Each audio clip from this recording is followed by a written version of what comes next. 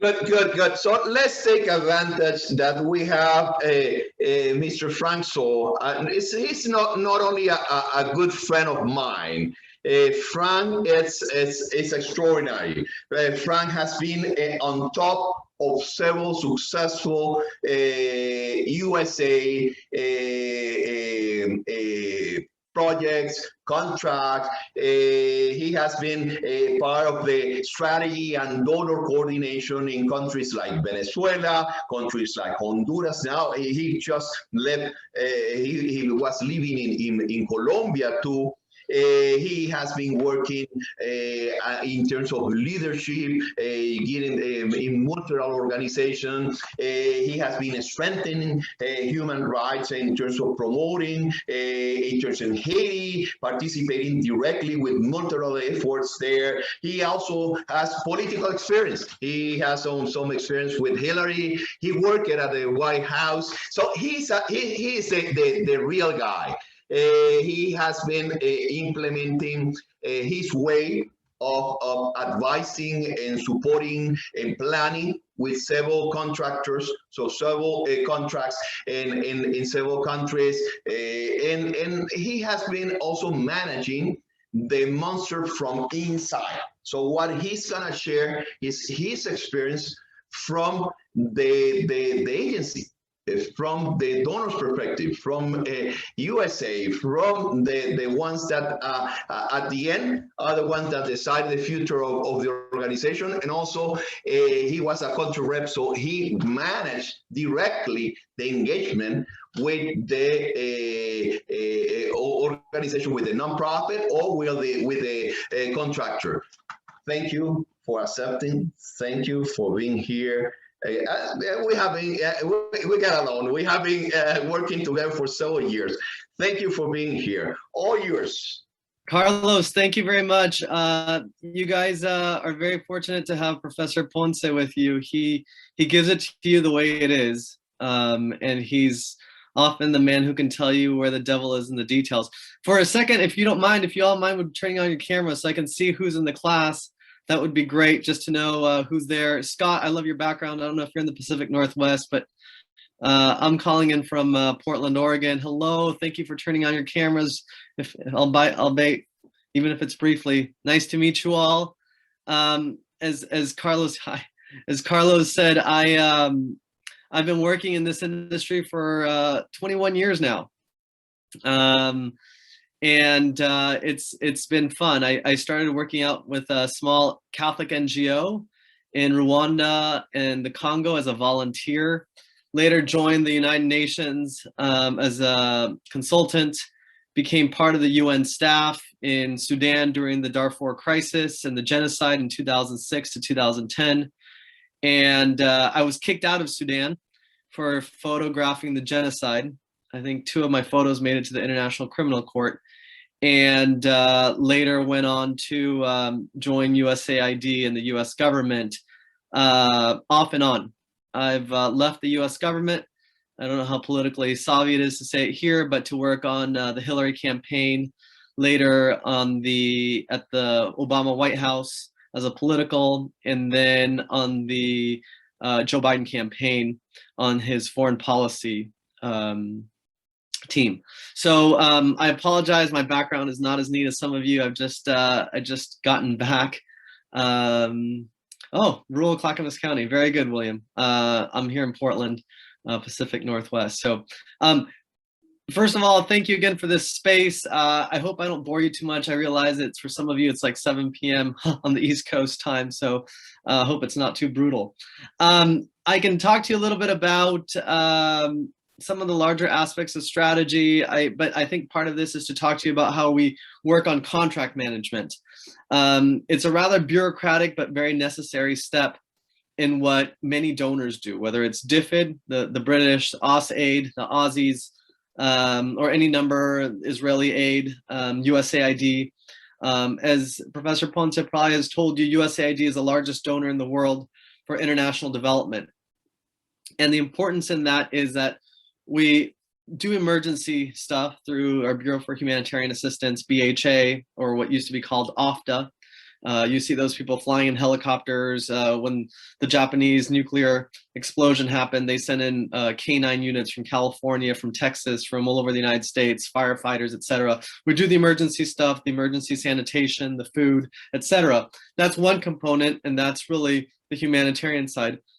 There's another component on political transitions, which is a little bit more on the gray side. It's not the stuff that is very normal. It's stuff that we do in countries that have closed themselves off to democracy, like Venezuela, Nicaragua, and other countries where we see that there's a possibility to sustain democratic space.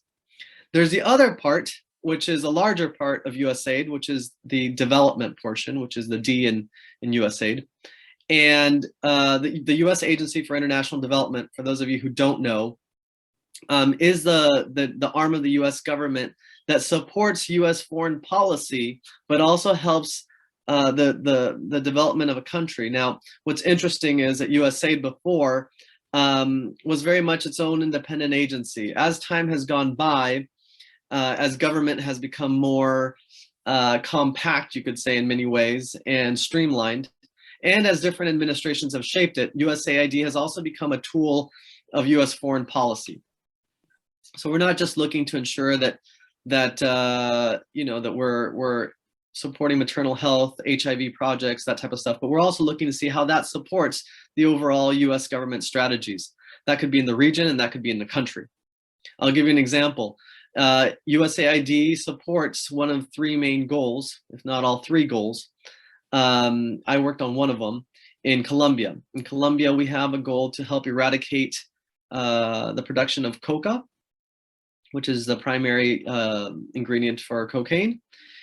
We have also gone to support the peace implementation.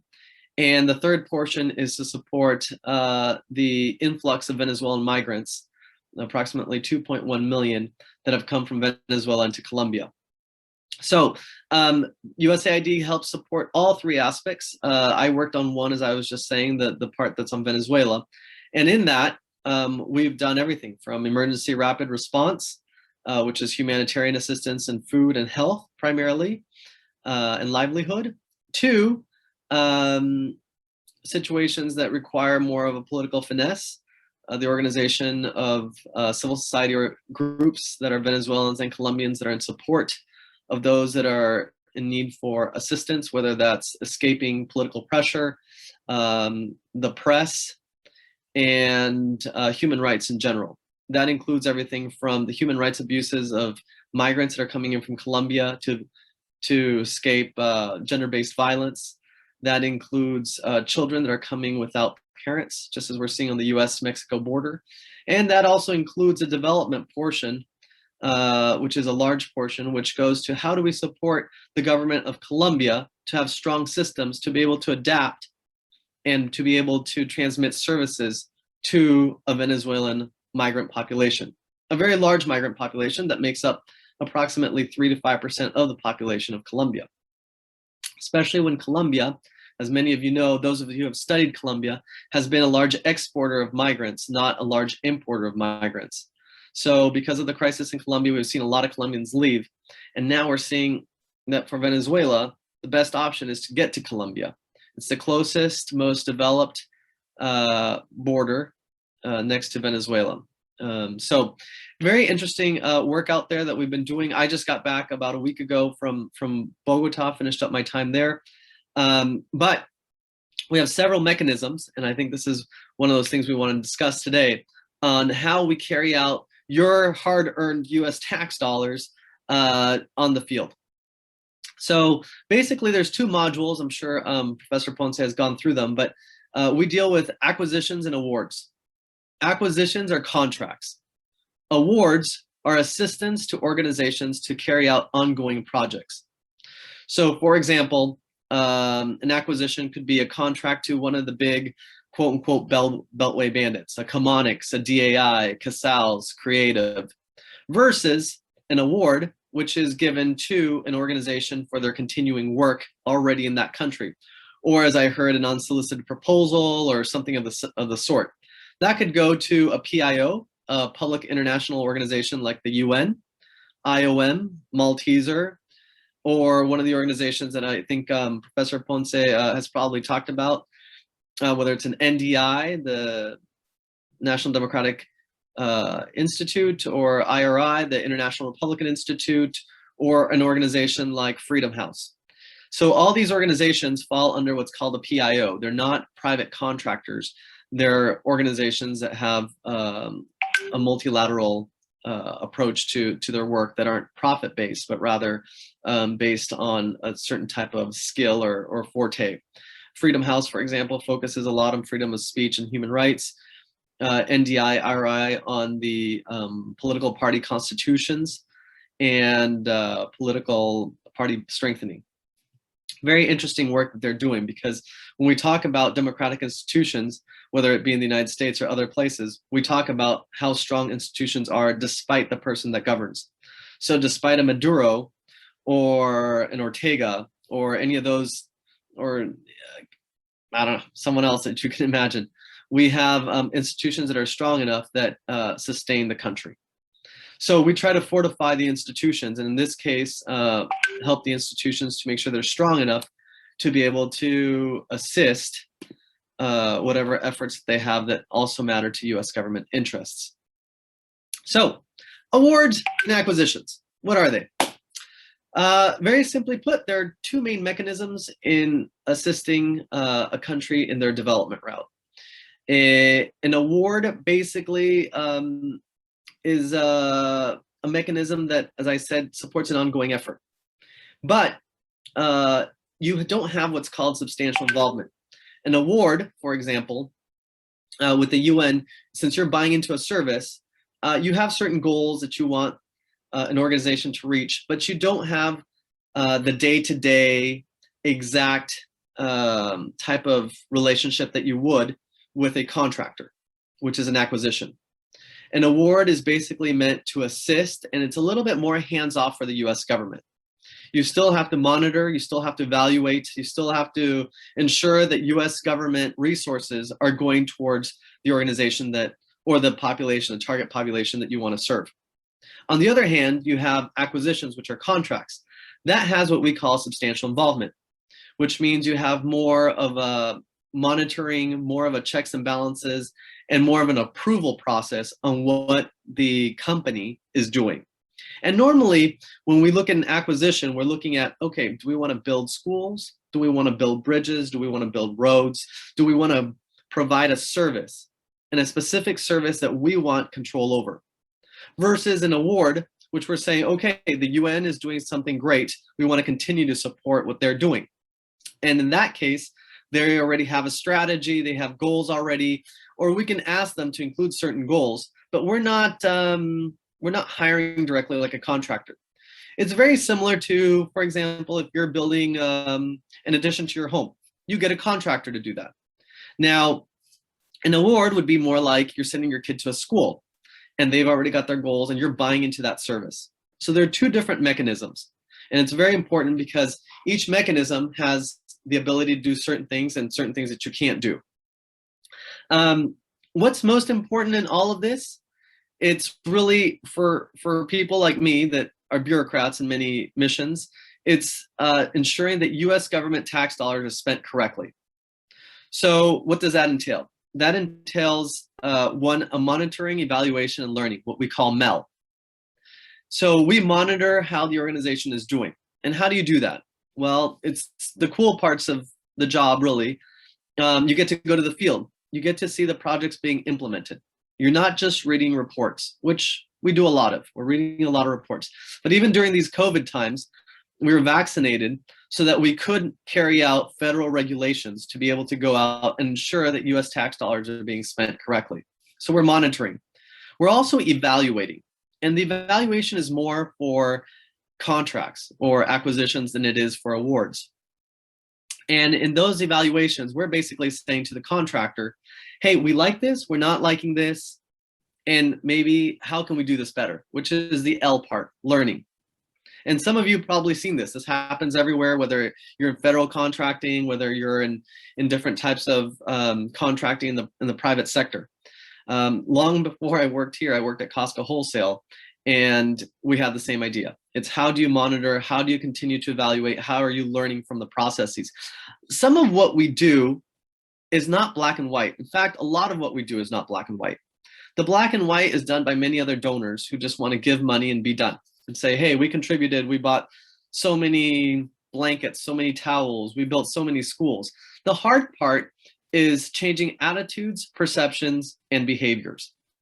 And I think that's very, very important, because whatever you guys do in terms of what you do with this degree, what you're not just trying to sell or buy a product.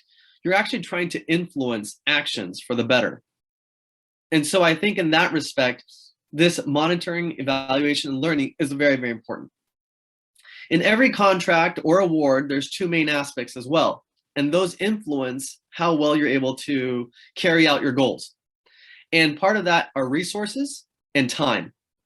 So as many of you have heard probably from the details that Professor Ponce has discussed, there's been time extensions where you say, okay, look, we have enough money, we haven't spent it all, maybe COVID, maybe other reasons we couldn't get to the field, you get a time extension. Then there's extensions of resources. And that's kind of, I think that's my favorite. When things are going really well and the US government's happy, and we say, look, we're able to do something, let's add funds and continue this good work. And sometimes time and money. The other thing that I think is very important is in all of this, whether it's an award or an acquisition, we're doing field visits. I mean, we're required by US federal regulation to have so many meetings a month with the partner. And the partner can be a contractor, or it could be an organization like the UN or an NGO. And normally we try to have 2 or 3 meetings a month, minimum. We also try to visit the field once a month, try to visit ongoing projects. Again, this is important because if we do suspect, and sometimes it's not a suspect, sometimes we get a phone call that says, hey, guess what? This organization isn't doing what it said it's going to do. Or we're going in for health services and the doctor's saying, well, I can help you, but I need to charge you.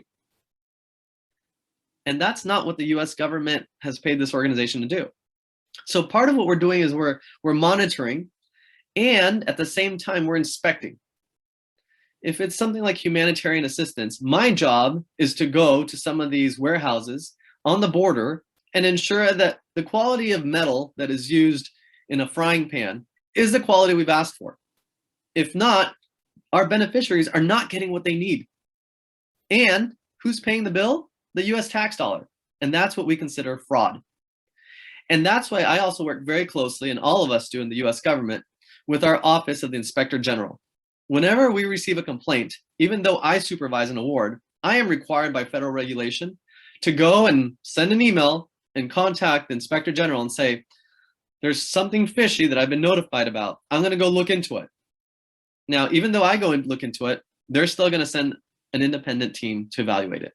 And that is very important, because what we promise has to get out to the people. If not, we look bad. And not only do we look bad because we're not doing the right thing, but our impact is less. And to fulfill the goals of our national security policy, or to fulfill the goals of just our country policy, we're not getting it done. So again, the most important thing that I do is really a monitoring, evaluation, and in some respects, learning. Because when I think about what do we do next, I need to be able to take everything that we've done well and not well and try to apply it into either an extension or a new award or a new design for a new award or acquisition. That's kind of the general roundup of what we do. Now, part of the role of what we call a COR, a contract officer's representative, or an AOR, an award officer's representative, those of us who monitor these funds in the field, is to ensure that the impact is happening. And the impact is driven probably by something you guys have already taken a class in or already know, which is our hypothesis. If I give X organization $5 million, then they will achieve this. If X, then Y. But the big deficit is the last part. If A, then B, because C. If I give Dr. Ponce a beer, he will drink it because it's a Hefeweizen. Now, if we see Dr. Ponce not drinking that beer, what do? You go back to your last clause and you say he's not drinking the beer because we thought it's a Hefeweizen. But maybe the Hefeweizen isn't what he likes. So that you are able to pivot. Then you say, if I give Dr. Ponce a beer, he will drink it because it's a lager. Sorry for those of you who don't drink, but those are different types of beers. So that's the idea. How do we continue to monitor, learn? Now, this is very, very interesting because I'm giving you a very watered down example. But in many areas, whether we're looking at Afghanistan, Pakistan, we're thinking, if we build schools, then girls will learn. That didn't work very well. It's same within Ethiopia. If we bring women teachers into the classroom, girls will come to the classroom. That didn't work well either. We learned that if you just can't build something or train something or bring people in, you've got to understand the why. And if you don't have the why, the last portion, because of X, Y, or Z, then what you're doing is you're wasting US federal tax dollars. And this happens in many countries. We are looking for an actual change, not to culture, to behavior. In Ethiopia, for example, we learned that we could build schools. If we build schools, then kids will come to school. And maybe, yes, some kids come to school, but not the kids that we wanted to come to schools. Because we learned that the culture there doesn't allow women to really go out to schools. And is it because the families are mean and bad? No. It's because they are dependent on those girls to bring in the water that the fields needed. So now we change the mentality a little.